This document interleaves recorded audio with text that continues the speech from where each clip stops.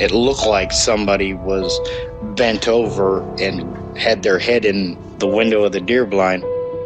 It either heard me or smelt me, and he pulled his head out of the tent and stood straight up, and that shocked me.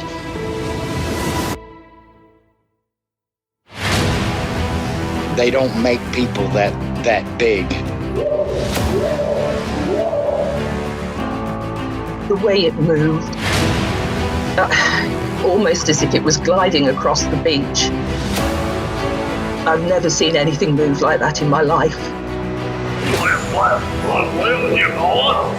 They were screaming at each other in gibberish.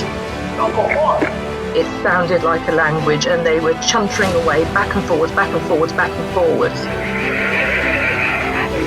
I know what a bear looks like, and there is no way on this planet that what I saw were bears.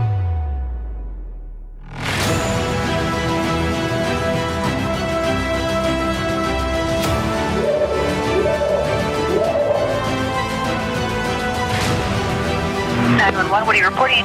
Jesus Christ, you better... Sheriff, Gio! Hello? Get somebody out here. What's going on now, sir? That son of a bitch is about 6'9", I don't know. Do you see him now, sir? Yes, I'm looking right at him. Uh-oh.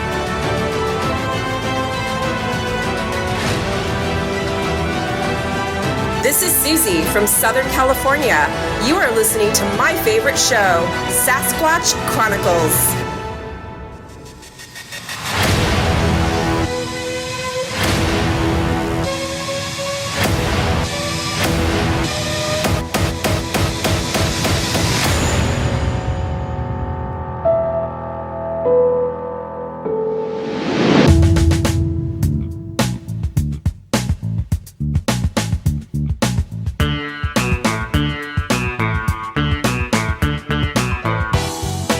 Welcome to the show, everyone. Thanks for being here tonight. Got a great show planned for you.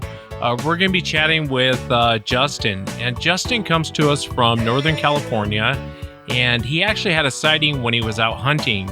And as Justin and I were talking, he was saying after his encounter and after what happened to him and his wife at Trinity Lake, which is kind of a notorious spot for Sasquatch in California. People have run-ins with them out there at Trinity Lake.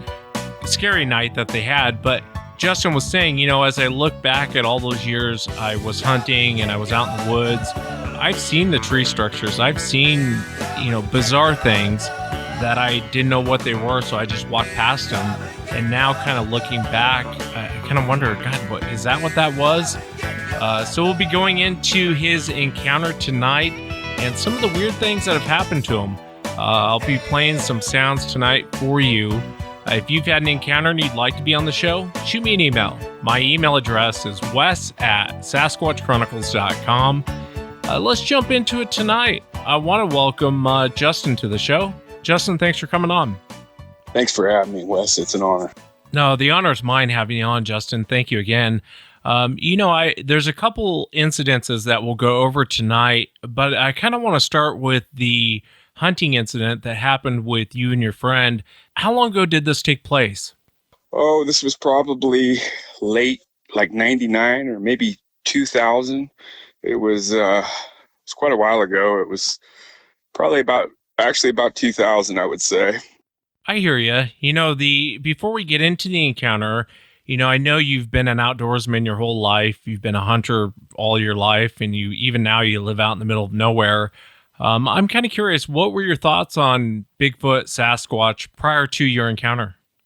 I never even would enter my mind, to be honest with you. I think I, maybe heard a story from my dad who kind of grew up over in Trinity County outside of Weaverville. And he knew some guys that had, told him a story about, something happening on a logging job or, with some equipment, but it never even entered my mind, to be honest with you, Yeah, I think most hunters kind of have that mindset. But if you would just kind of take us back to that moment, tell us what you were doing and walk us into what happened.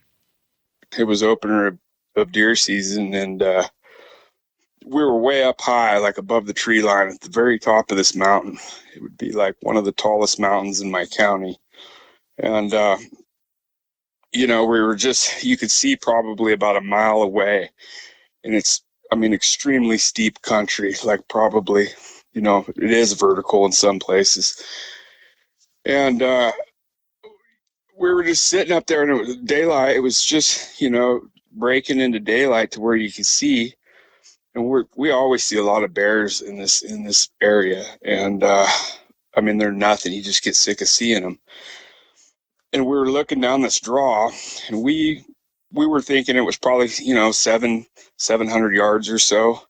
And there's this huge bear.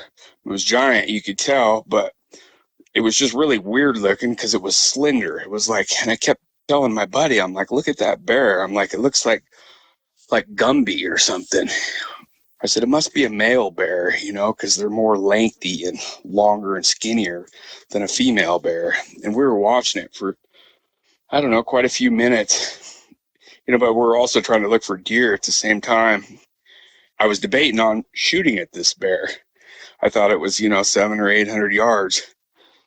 And I kept asking my buddy, my hunting partner, I'm like, should I shoot him? And I had my crosshairs right on it, the scope turned up, thinking it was a lot closer than it was.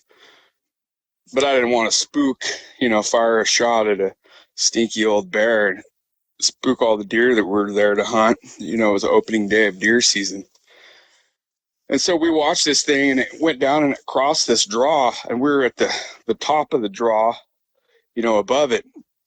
And it comes up the other side of that draw. And when it came up the other side, it was just really weird. It was like it floated up the hill, and it didn't look like it was, it looked like it was walking on all fours, and then it would bounce up to like 2 feet. We watched it cross the skidder road, which we didn't really realize how big it was at the time, the skidder road, and it was as long as that road was wide. So I didn't shoot at it, obviously, but I had the safety off and was right there. So we ended up pushing down that draw, and it probably took us, I don't know, we sat there for probably 45 more minutes, I'd say, just kind of looking down the draw, looking for bucks. And we didn't see anything, so we slowly just kind of pushed down that draw like we always do. It's like my favorite hunt. I made that same hunt 100 times. So we finally get down to where that thing was, the bear was, and like it's a decomposed granite, and it's like a powder. And I look, I'm looking for these bear tracks to see how big it was, and all of a sudden I see, like a, your picture perfect Squatch track. And I was kind of tripping on it. And in those days, the cell phones, I don't even think we had cell phones. If I did, it was probably like a Nextel. They didn't have cameras. We had one of those wind up, like disposable cameras.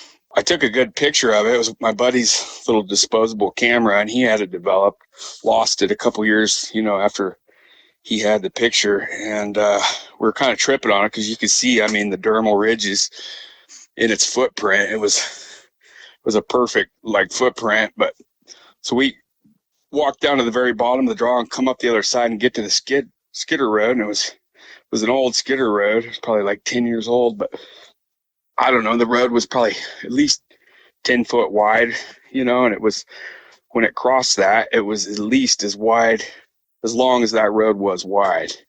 And it went right up to where there's an old mine up there.